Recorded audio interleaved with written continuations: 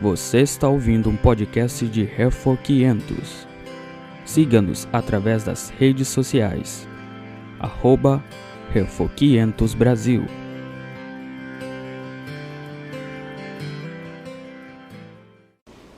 Melhor é o pouco havendo justiça do que grandes rendimentos com injustiça. Nos lábios do rei se acham decisões autorizadas. No julgar não transgrida, pois, a sua boca. Peso e balança justos pertencem ao Senhor. Obra sua são todos os pesos da bolsa.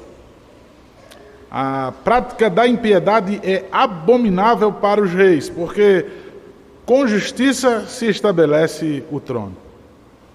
Os lábios justos são o contentamento do rei, e ele ama o que fala coisas retas.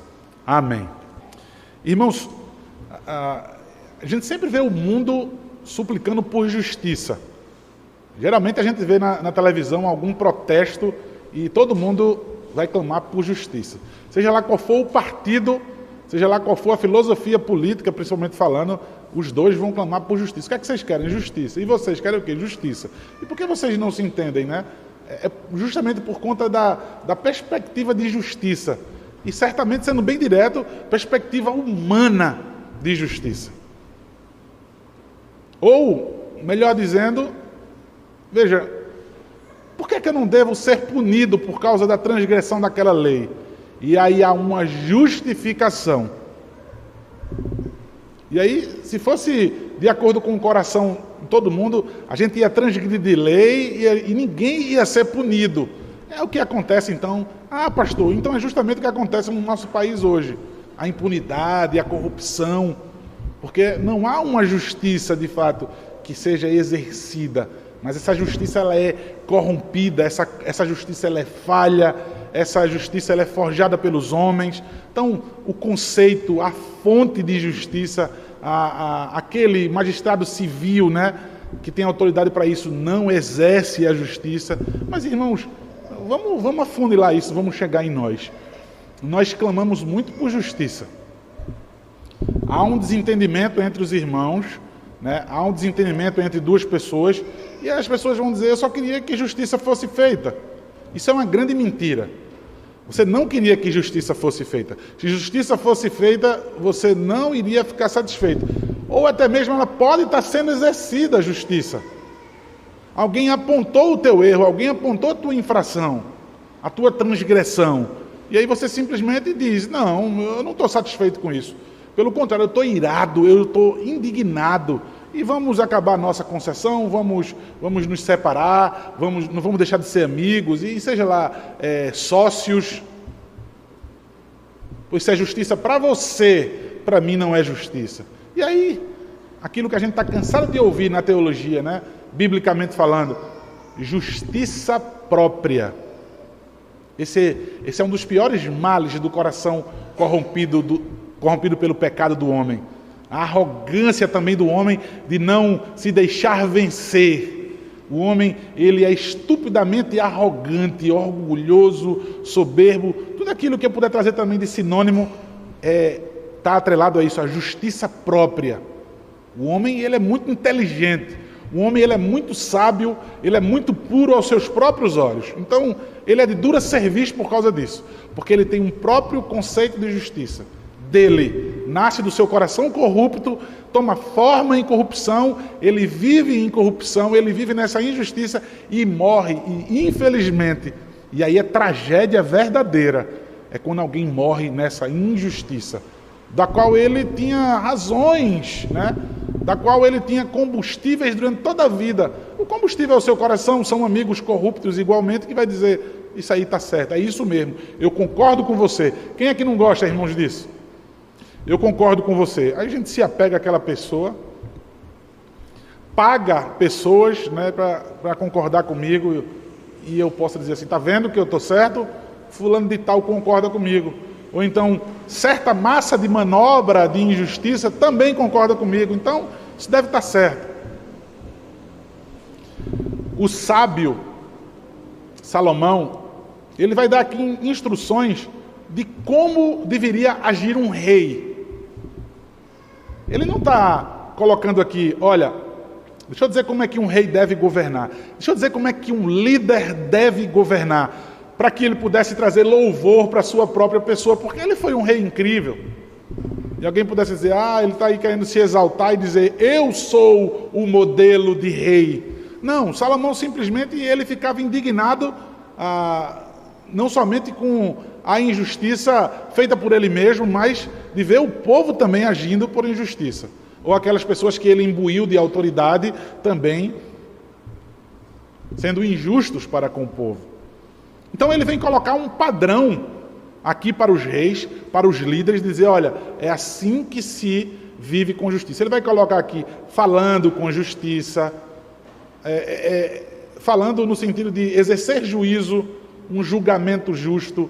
Ele vai falar sobre, de fato, fazer mesmo, de viver a justiça. Falando para o seu filho, não somente para Roboão, mas falando para todo Israel. Deus falando a todos os seus filhos, falando a nós, a Igreja Presbiteriana Castelo Forte. Qual é o conceito de justiça? Para isso, irmãos, desarme-se. Para isso, irmãos, renda-se. O conceito de justiça não é seu. Eu vou repetir mais uma vez, um dos maiores males é a tua própria justiça. O teu próprio conceito de justiça. Isso tem te levado à ruína até o dia de hoje. Deixa eu te dizer, algumas coisas na tua vida deu errado por causa dessa tua justiça própria. Tem algo muito pior. Tem algo incomparavelmente pior, que é viver eternamente o fruto dessa injustiça. Então veja a longanimidade, veja a paciência de Deus, a benignidade de Deus em falar ao teu coração mais uma vez hoje. Desarme-se, lance fora aquilo que você dizia, isso é certo para mim, eu vou viver desse jeito, eu vou morrer desse jeito. Desarme-se e você receba Cristo Jesus em seu coração, que é a justiça de Deus. Versículo 8. Melhor é o pouco, havendo justiça. O sábio aqui fala. Deus fala aos nossos corações. Do que grandes rendimentos com injustiça. Irmãos, no grande dia, no dia do julgamento, os homens vão ser julgados não segundo as suas posses. Não segundo aquilo que eles obtiveram, aquilo que eles conquistaram, mas segundo o que eles fizeram, segundo as suas obras. Então ninguém vai ser condenado porque tem muita posse, mas como adquiriram essa posse? Vejam, um homem, quando ele consegue algo com iniquidade, quando ele consegue algo com corrupção, ele tem que manter aquilo também com corrupção, ele tem que manter aquilo também com pecado. Então ele conquista aquilo de maneira errada, tem que viver de maneira errada, sabendo que aquilo não vai trazer uma satisfação, aquilo não vai te trazer um prazer. Logo aquela pessoa perde a graça naquilo. Aquilo tem um efeito de pouquíssima duração, aquilo traz pouca alegria, aquilo vai lhe trazer prejuízo certamente. Veja, para a sua própria consciência, e talvez não para alguns, né? A mente de muitos já estão cauterizada, né? Impermeável, né? Ele morre achando que está certo. Mas veja, a tua imagem, teu caráter, o que é que o mundo diz acerca de você, que tem conseguido as coisas através de maneiras injustas, mas o principal, diante de Deus. Então jamais, tá? Você vai ser julgado porque você correu atrás na vida e conquistou bastante, e conquistou mais do que outros irmãos. Mas de que maneira você conquistou? E digo mais, como você tem usado esses seus rendimentos? Melhor é o pouco, havendo justiça. Veja, ele não está falando apenas sobre o conquistar, o que você conquistar, mas veja, como você tem usado. A gente deseja muitas coisas que vai nos impedir de glorificar a Deus. A gente quer mais coisas para que tomem mais o nosso tempo, a gente preenche o nosso tempo com tudo, e a gente fala ainda otimizar o nosso tempo, né? Não é. Você quer espremer mais e tirar Deus cada vez mais da sua vida. Você quer ter mais para ter mais ocupação e tirar Deus da sua vida. Você quer ter mais coisas e você se aventura a ter coisas das quais você sabe que não vai poder usá-las para a glória de Deus. Então é melhor você ter um pouco. Deseje cada vez menos. Olha, exercite isso, meu irmão e minha irmã. Deseje cada vez menos. E aquilo que você tem, seja adquirido com justiça, é a melhor coisa. Versículo 10. Nos lábios do rei se acham decisões autorizadas. No julgar, não transgrida, pois, a sua boca. A gente, ao ler isso, deseja muito no nosso coração. Até daquilo que eu falei agora, Entra governo, sai governo, a gente clama por justiça, justiça, justiça. E que ela seja feita. A gente queria muito que isso fosse verdade. Mas não obstante, irmãos, ser a verdade da qual nós vivemos, nós somos intimados por Deus a orar por esses governantes. A gente lê isso lá em 1 Timóteo, capítulo 2, versículo 1. Orar não somente pelos crentes, orar inclusive pelos aqueles que estão imbuídos de autoridade.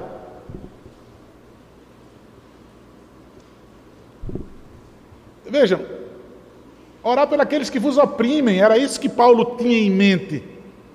Orar por esses governantes maus. Orem por eles. E aí Paulo vai dizer, até mesmo, me perdoe, irmãos, eu não vou acrescentar o que não está no texto, mas para que vocês possam viver uma vida piedosa. Para que esse governo não impeça que você possa criar os seus filhos da maneira como Deus determinou que fosse criado os seus filhos, para que você possa exercer a vida com toda piedade e não seja impedido. Mas no mundo em que nós vivemos, irmãos, veja, parece que é injusto ser heterossexual, parece que é injusto o casamento com um homem e com uma mulher, daqui a pouco vai ficar sendo errado. Eu estou vendo que do jeito que a gente vai se tornar errado agora. O erro vai ser um casamento. Porque é o que está sendo dito aí, que a forma de vida da qual nós vivemos, família, é um preceito judaico. E não tem que ser imposto para a sociedade, para o mundo. Isso fica entre os judeus e quem quiser imitá-los. Mas veja, Paulo vai dizer, orem pelos imbuídos de autoridade, orem para que todos sejam salvos. E alguém vai dizer, olha aí o arminianismo nesse texto de Paulo a Timóteo, em 1 Timóteo. Todos quem? Veja, irmãos, esses que estão imbuídos de autoridades também devem ser alvo da nossa oração. Desejar, inclusive, que Deus converta os seus corações. Não ficar impressionado porque o cara está visitando a igreja evangélica. O cara visitou a igreja evangélica, está fechando o olho quando alguém está orando. O outro evangélico ora no meio de um monte de ímpio. Vamos orar e pede para os ímpios orar com ele. Como é que a oração chega? Como é que uma oração de um ímpio chega a Deus? Aquela pessoa ali está sendo um mediador. Ele está fazendo algo que nem Cristo faz, pegar orações de ímpios e levar até Deus. E a crentalhada fica excitada com isso. Olha aí, um monte de descrente orando, coisa mais linda. Eu sei, irmãos, que o que a gente detesta é ver a imundícia, a imoralidade, Mas, irmãos, é tão errado como acreditar que um governante, um político, ou um monte deles, vamos orar, e os outros abaixam a cabeça e fecham os olhos, e a gente fica vibrando por dentro. Não há, aquela oração não chega em lugar nenhum, a não ser no coração do crente ignorante, que permanece nas igrejas cantando o tempo todo e não ouvem jamais a palavra de Deus. Mas, irmãos, deveria ser assim, é o que Salomão está querendo dizer. Nos lábios do rei se acham decisões autorizadas. Veja, irmãos, toda a autoridade foi constituída por Deus. Toda a autoridade foi constituída por Deus. A gente deve orar. Esses reis, quer queira, quer não, irmãos, dependendo do seu partido político, foi Deus que colocou ele ali. Devemos ser submissos à autoridade deles, até que eles não sejam contrários à palavra de Deus. Ele quer dizer aqui, estabelecer o padrão para o rei. Não transgrida, pois, a sua boca. Salomão, ele tinha uma preocupação enorme. Ele tinha uma preocupação enorme. Veja, todos aqueles do qual ele também deu autoridade. Ele está querendo dizer isso para essas pessoas que viriam, inclusive, depois dele, ou as que estavam no seu governo. Vocês foram autorizados por Deus. Magistrado civil, sendo crente ou não, você devotando sua vida ou não a Deus, veja, você foi autorizado por Deus para estar nesse cargo. Deus não tem uma bancada gospel não, tá? Deus chega no céu e diz assim, eu vou fazer uma bancada gospel para governar o mundo, de forma nenhuma. Deus usa os ímpios também são instrumentos na mão de Deus. E Ele usa, então, os ímpios para que possam exercer governo sobre nós. E nós vemos muitas vezes que a pessoa não é crente, mas ela exerce bem o seu caso, o seu cargo, do qual foi constituído por Deus. Pastor, e por que tanta corrupção no mundo, né? É Deus que tem colocado esses homens corruptos no mundo, no Brasil. Irmão, João Calvino vai dizer algo que eu não lembro certamente como foi, mas é como se fosse assim, um merecimento para uma nação corrupta. Um governante corrupto que oprime o povo é como se fosse uma vara na mão de Deus. Então entendam que o Brasil tem o que merece. Ou talvez o Brasil não consiga aquilo que a gente suspirou, né? Aquilo que a gente suspirou, agora vai. E a gente vê tragédias, ainda em mais tragédias. Talvez piore no próximo governo, nas próximas eleições. Que Deus nos livre. Porque Deus permite. É o merecimento dessa nação. Essa nação cujo Deus não é o Senhor. Essa nação cujo número de cristãos cresce a cada dia. E não é uma nação melhor. Vamos lá, aos evangélicos. Pode pegar o censo. Veja o censo do ano passado e o censo desse ano de evangélicos. O número nunca cai. O número de evangélicos no mundo, no Brasil, não cai. Só cresce cada vez mais o número de evangélicos. Não, isso é bom demais. Para de criticar, rapaz. Se alegra com isso. E o Brasil não é um lugar melhor. São crentes que sonegam impostos, os que se dizem crentes, né? Sonegam impostos, que clamam por justiça, mas clonam a TV por assinatura, roubam a internet, enfim, tantas e tantas outras coisas terríveis. Que não cuidam da sua família como deveria cuidar. Irmãos, deixa eu dizer uma coisa para vocês aqui. A Igreja Castelo Forte, falando sobre reis aqui, falando sobre reis, sobre os líderes de uma nação. O que dizer dos líderes dos lares aqui? Irmãos, eu vou dizer uma coisa para vocês, mulheres, para constranger nós, os homens. Essa igreja vai trabalhar muito sobre masculinidade bíblica. Essa igreja vai trabalhar muito. E aí eu vou dizer a você, mulher, quando seu marido ele for falto com você ou com seus filhos, você não precisa provocar seu marido, nem pecar dizendo alguma coisa com ele. No coração dele ele vai ser constrangido. Porque eu, como pastor, vou avisar sempre aqui. Eu vou avisar no WhatsApp, eu vou perturbar no WhatsApp, mandando dizer, tem estudo agora. Se programa durante a semana todinha, nós vamos estudar. Você está lendo em casa o que a gente vai estudar? Maravilha! Viva! Se você não quer vir para a igreja, estudar junto com os outros homens, trocar ideias, experiências, porque você já tem o mesmo livro em casa, viva-o! E que sua esposa seja uma princesa cada vez melhor. O que eu quero é que sua esposa seja uma princesa cada vez mais bem tratada. Mas aqui nessa igreja, os reis dos lares vão ser trabalhados. Nessa igreja, o que vai ser mais trabalhado vai ser os reis dos lares. Não adianta trabalhar mulheres piedosas, não adianta trabalhar as crianças, do jeito que a gente tem trabalhado as crianças aqui, na escola dominical e entre tantas coisas que a gente direciona para as crianças. Tem que vir do rei, para os súditos, para o povo. Tem que vir do homem, do marido, do pai, para o resto da família. Então eu não vou, irmãos. Veja, eu como pastor não vou inverter os papéis. Não vou. Eu não vou fortalecer as crianças, as esposas. Eu quero é que sejamos envergonhados como reis dos nossos lares. A gente seja uma vergonha. E que isso, com o tempo, vai ser visto. Isso vai ser notado, isso vai ser evidenciado. Nos lábios do rei há decisões autorizadas. O magistrado civil, toda autoridade foi constituída por Deus. A do seu lar, tenha certeza, homem, foi você. Tenha certeza. O homem não tem como trocar e dizer, é você que lidera a casa. Não tem como. Não tem como o homem substituir. Não tem como o homem terceirizar isso. Há prejuízos reais. E um prejuízo maior vai ser quando você prestar conta diante de Deus. Não transgrida, pois, a sua boca quando você for fazer julgamentos. Quando você for tomar decisões na sua casa. Trazendo aqui para Reis, mas trazendo para nós hoje. E, queridos, correndo bem muito agora. Eu realmente esqueci do tempo. Versículo 11.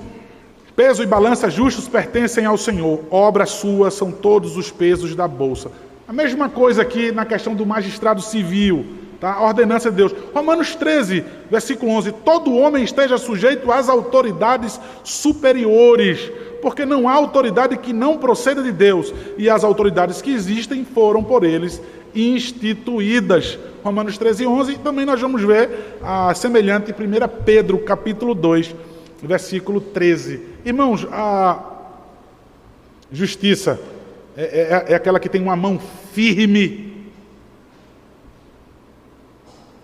que faz o julgamento, que mede, sem que vacile. Os homens, os vendedores, naquela época tinham isso. Pegavam os pesos para vender comida ou qualquer coisa, e eles tinham pesos com nomes, com números falsos, né? As pessoas viam, é um peso de 5 quilos, pesa aí o feijão de 5 quilos. Na verdade, aquele peso não tinha, 5 quilos, era mentira. Era feito de metal. E algumas pessoas chegavam no ferreiro e diziam, faz esse daqui, que não tem 5 quilos, com outro peso diferente, né? Então, eles tinham guardados na bolsa um peso de engano. Salomão está dizendo aqui para o seu filho, para os seus filhos, Deus está dizendo aqui ao seu povo, Salomão está dizendo aos reis daquela época, aos governantes, veja, tudo isso pertence ao Senhor, faça diferente, ouse fazer diferente, está nas suas mãos a balança, pese errado, pertence ao Senhor, Ele vai cobrar de você. Versículo 12, a prática da impiedade é abominável para os reis, porque com justiça se estabelece o trono. Aqui é o maior alívio para um rei, para um cara saber que está reinando sem injustiça. Um cara que tem moral para falar. Salomão ojeriza imaginar que os reis, ou que as pessoas ali do seu governo, sejam tramando coisas para que o seu trono possa ser estabelecido. Nós não vamos enganar o povo. O povo vai nos eleger, o povo vai levantar o rei, vai elevar o rei por causa da sua justiça vivida. É assim que a gente estabelece um trono. É assim que a gente estabelece o nosso lar. Você já percebeu a família? O homem ele grita, o homem ele é estúpido, o homem faz de várias maneiras erradas, mas existe lá, ali, a mulher dele, olha ali os filhos dele, olha ali a comida na geladeira, estudando no colégio, está tudo... Quem vê de longe, um cego igual a ele, vai dizer que maravilha, queria ser inclusive igual a eles. Um trono se estabelece com justiça. Um trono não é apenas sentar. Um trono não é apenas ser eleito, Um rei não é aquele que cuida. O rei é aquele que cuida do seu povo. Por isso que Salomão vai dizer, olha, é detestável a impiedade. Versículo 13, os lábios justos são o contentamento do rei, e ele ama o que fala coisas retas. Veja, alguém que estabeleceu o seu governo, a sua autoridade através de justiça, quando chega um bajulador para ele, o que é que acontece? Ele vai algerizar, ele vai detestar lisonjas falsas. Ele não vai querer bajulador, não. Eu não preciso de você, não, rapaz. Eu não preciso de você ficar aqui me aplaudindo quando eu fizer coisas erradas, quando eu negligenciar o povo, quando o povo não tiver suprido de suas necessidades. Não, mas é isso mesmo e tal. De forma nenhuma. Eu preciso de alguém que venha e me fale que de fato eu preciso fazer. Então, os lábios justos são o contentamento do rei. O rei tem prazer e ele ama naquelas pessoas que chegam para ele com todo respeito e dizem: rei, essa é a nossa necessidade, estamos precisando disso. É um homem que não vai ficar com raiva da sua esposa porque ela vai dizer: a casa está precisando disso. Não estou falando de bens materiais não, tá, irmãos? Veja, a nossa família está precisando disso, precisa de você como homem. E ele não é estúpido para dizer isso e aquilo outro. Ele simplesmente vai e se alegra. Ele simplesmente tem prazer e ele ama aqueles que precisam dele e recorrem a ele. O rei ama e tem prazer em quem aponta a sua necessidade, que fala coisas retas. Isso não está certo. Vamos corrigir. É a característica de um bom rei, é a característica de um verdadeiro líder que cuida do seu povo. Irmãos, tendo visto esses pequenos conselhos que nós recebemos acerca do conceito de justiça desse pai para esse filho, quando nós vamos buscar fugir do nosso conceito de justiça, precisamos ter um estabelecido, precisamos ter um seguro, verdadeiro. Certamente, queridos, assim como a sabedoria de Provérbios, a justiça também aqui colocada de Provérbios, é o nosso Senhor Jesus Cristo. Irmãos, Romanos capítulo 3, do versículo 21 ao 26. Os teólogos, eles vão concordar entre si que esse é o cerne, é o centro do Evangelho. Lembra que alguns teólogos, alguns pastores vão dizer que Romanos, né, Paul Washer, né, e, enfim, não me recordo agora, o pai da igreja, antes de Paul Washer, ele vai dizer: Romanos, se perdesse o livro de Romanos, ou se perdesse toda a Bíblia e ficasse com Romanos, o homem chegava ao pleno conhecimento da verdade e da justiça, só com a carta aos Romanos. E esse pequeno texto aqui, então, de 21 ao 26, aquilo que a gente chama de perícope, pequeno texto dentro de um texto grande, vai ser o cerne, então, do Evangelho, o coração. Alguém vai dizer que é o parágrafo mais importante que jamais se escreveu em toda a Bíblia Sagrada. Alguém vai dizer, tá, irmãos? Isso não é a própria Bíblia que diz sobre ela. Porque a expressão-chave aqui é a justiça de Deus. De tudo que nós vimos do conselho aqui, em Provérbios, justiça, é a justiça de Deus. E essa justiça de Deus, irmãos, ela está... Romanos capítulo 1, 17 vai falar, e agora capítulo 3, versículo 21 ao 26. Né? A justiça que provém de Deus. Irmãos, prestem bem atenção, então, Romanos 3, versículo 21 ao 26. Mas agora sem lei se manifestou a justiça de Deus, testemunhada pela lei e pelos profetas.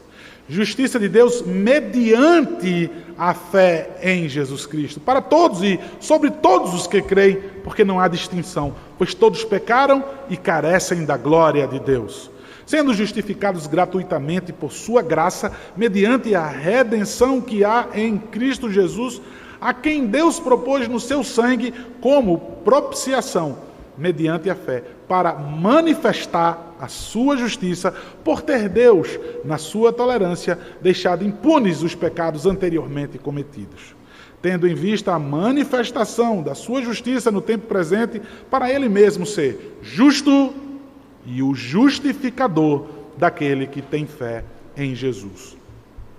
Irmãos, nós vimos aqui pelo menos 2 vezes a palavra manifestação. Mediante a fé para manifestar a sua justiça, e no versículo 26, tendo em vista a manifestação de sua justiça. Veja, irmãos, Cristo Jesus, a manifestação da justiça de Deus. Essa palavra aí, irmãos, que nós vamos ver, manifestação, ela no original, ela foi manifestar, né? Para manifestar a sua justiça. Irmãos, eu sei que isso aí foi 2 vezes, mas a primeira está lá no versículo 21. Observe, mas agora sem lei se manifestou a justiça de Deus. A palavra aí está no pretérito perfeito, irmãos, se referindo à morte de Cristo. Se referindo à morte de Cristo no passado, no pretérito, mas que tem todo o poder de ação eternamente. Foi manifestada em Cristo Jesus. Vejam só, queridos, no capítulo 1, do versículo 17 de Romanos, a justiça de Deus ela é revelada, e aí a gente está no presente, no Evangelho, no capítulo 1, no versículo 17. Ela foi revelada no Evangelho. Somos todos imerecedores, nós somos todos incapazes de manifestar a glória, de ser manifestada em nós a glória de Deus, sem que seja por Jesus Cristo. O teólogo Sproul, ele vai deixar muito claro 3 coisas bem básicas que o crente deveria saber sobre a justiça de Deus. A sua fonte, ou seja, de onde ela se origina, a base em que ela se sustenta e também o meio pelo qual essa justiça é recebida. Então, queridos, mais uma vez, sobre esse desejo que nós temos de justiça que está em Cristo Jesus. A fonte da nossa justificação, Deus e a sua graça. Nós vimos no versículo 24, gratuitamente nós recebemos na graça do Senhor essa justificação. Veja, irmãos, é uma iniciativa de início ao fim de Deus, o Pai. Veja, a fonte da nossa justificação, daquilo que nós nos alegramos, justiça de Deus, a fonte, veja, não partiu do nosso próprio coração pecador e injusto, mas de Deus, em sua benevolência, em sua compaixão. Como nós vimos, todos pecaram e carentes estamos da glória de Deus, então parte dele. E a base da nossa justificação? Cristo e a sua cruz. Irmãos, a resposta de Deus do nosso questionamento, como é que pode justiça ser feita se um justo morre por um injusto? Alguns teólogos vão ter dificuldades, Rapaz, a inocência, a pureza de alguém que não cometeu pecado, veja, ele paga e agora aquela pessoa se torna justa. Então, alguns teólogos vão ter dificuldade de chamar aquela pessoa de justa. Aquela pessoa que cometeu o pecado, chamar ela de justa. Eles vão dizer, não, é suficiente dizer que a penalidade foi paga. Mas chamá-lo de justo. Veja, é completa a nossa justificação. Irmãos, é um refazer, é um tornar novo. Não é uma explicação jurídica humana, mas é algo sobrenatural. Veja, eu ainda pecando, Deus me declara, Deus me tem como justo pela justiça que há em Cristo Jesus. A base é Cristo Jesus, a sua cruz, a sua morte. Fora disso, irmãos, fora disso, a igreja evangélica está perdida com todas as suas muitas músicas e programações, sorrisos e aplausos, e satisfações e emoções. Fonte da justificação, Deus e sua graça. Base da nossa justificação, Cristo e a sua cruz. E a última coisa, queridos, qual o meio dessa justificação? A fé. O apóstolo Paulo, ele vai ressaltar a necessidade dessa fé, irmãos. Mediante a fé que há em Cristo Jesus, o versículo 22, aos que creem, mediante a fé pelo seu sangue, no versículo 25. É Deus o justificador daquele que tem fé em Jesus, o versículo 26. É o sola fide da reforma, um dos slogans principais da reforma. Agora, irmãos, queria finalizar com uma frase de Richard Hooker, um teólogo anglicano do século XVI. Deus justifica o que crê, não por causa do valor da sua crença, mas por causa do valor daquele em que ele creu. Cristo Jesus. Mais uma vez, Deus justifica o que crê, não por causa do valor da sua crença, mas por causa do valor daquele em que ele creu. creu. Ou seja, Cristo Jesus. Pois bem, irmãos, muito cuidado com a importância, com o valor, com a segurança que muitas vezes vocês fazem e têm em justiça própria. Confiemos unicamente em Cristo Jesus. Ele que é o justo e o justificador daqueles que creem nele. E crê de fato se entregar completamente e viver por ele. Que o Senhor tenha misericórdia. Que esses conselhos sobre justiça, que todas as vezes que ouvimos falar sobre justiça, olhemos para Cristo Jesus. Amém?